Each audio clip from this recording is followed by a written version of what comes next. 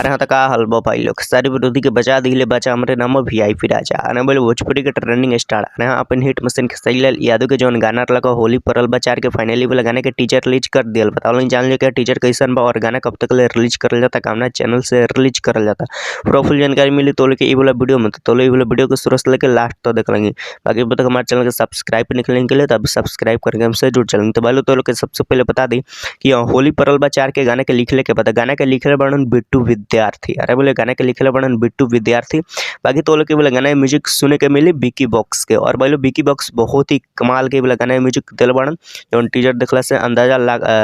लगावल जा सकता काहे कि टीजर में बहुत ही बेस्ट झकास म्यूजिक लागता बाकी तो लोग बता दी कि सहीलाल यादव के होली परल बचार के गाना गईले के बाद गाना गईल बड़न भोजपुरी के ट्रेंडिंग स्टार खेसारीलाल यादव और फीमेल सिंगर शिल्पी राज अरे बोले खेसारीलाल यादव और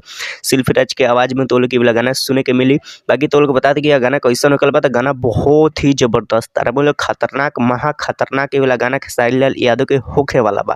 बाकी तो लोग बता दी कि खेसारीलाल यादव के गाना होली परल बा 4 के कब तक ले रिलीज कर लेता तो गाना जौन बा तौन 28 तारीख है अरे बोले यही 28 तारीख के 6:30 में वेस्ट भोजपुरी के यूट्यूब चैनल पे गाना रिलीज करल जाता तो लोग गाना के मिस मत कर लेंगे गाना के जरूर सुने लेंगे काहे कि यही 28 तारीख के 6:30 में वेस्ट भोजपुरी के यूट्यूब चैनल पे गाना रिलीज करल जाई भाई गाना बहुत ही जबरदस्त कमाल बेस्ट बा गाना बाकी तो लोग बता दी कि वीडियो फॉर्मेट के देखे के मिली तो वीडियो में तो लोग देखे के मिली खेसारीलाल यादव और शिवानी गुप्ता अरे बोले खेसारीलाल यादव और शिवानी गुप्ता के साथ बहुत ही खतरनाक वीडियो शूट करल गल बा जौन तो लोग देखे में बहुत ही मजा आई बाकी भाई लोग तो लोग कमेंट करके बताओ लेकिन कि खेसारीलाल यादव के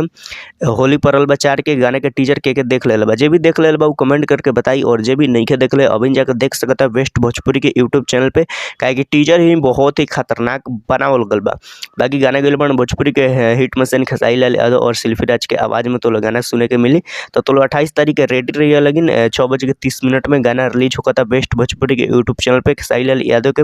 वेस्ट सॉन्ग वेस्ट भोजपुरी के यूट्यूब चैनल पे रिलीज होता बाकी तो के वीडियो कैसा लगल अच्छा लगल तो लाइक कर चैनल के सब्सक्राइब कर लेंगे वीडियो को शेयर कर लेंगे बाकी तो भी खेसारीलाल यादव को फैन बढ़ लेंगे तो अच्छा से कमेंट जरूर कर लेंगे बाकी यहाँ तक वीडियो देखे खातिर बहुत बहुत धन्यवाद।